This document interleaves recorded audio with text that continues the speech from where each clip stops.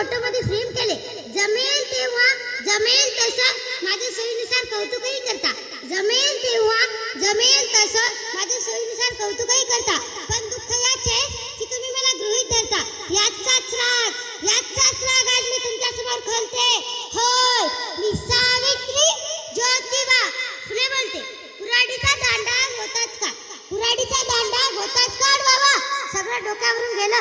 जे त्यातला वारसा सांगतात तेच बाई माणसं असे होतील. मला कुठे माहित होतं? मला कुठे पुढचे दिसले होते? एका वेगळ्या जगासाठी मी शिवाशापा दगडाबरोबर शेणही सचले होते. एका वेगळ्या जगासाठी मी शिवाशापा दगडाबरोबर शेणही सचले होते. तुमच्या भाषेत सांगायचं म्हणजे रात्रंदिवस खासले होते. आज मी कसले गाव जेलते? होय, मी सावित्री ज्योतिबा फुले बोलते. होय, मी सावित्री ज्योतिबा फुले बोलते. आम्ही तुमच्यासाठी शाळा काढली. ही कोणती उपकाराची भाषा नाही. आजच्या बाजार सभेसारखा हा बाणबाजा आणि ताशा नाही. मी विसरून गेले होते की आम्ही कोणकोणत्या वेळी पचवले आहे. हल्ली मात्र तुम्ही आमच्या आत्मसन्मानाला डिवचले आहे. म्हणूनच तुमच्या बैराकाने गाराने घालते.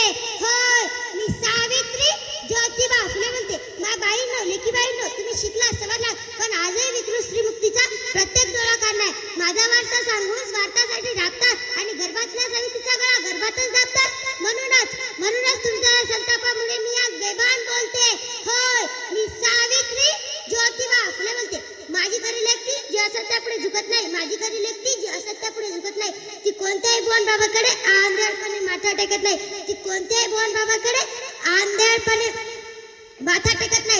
सावित्रीशिवाय ज्योतिबा, ज्योतिबाशिवाय सावित्री कधी एकटी झुकते नेता येणार नाही. विचारांची गोटी सुनांना लागावी. म्हणूनच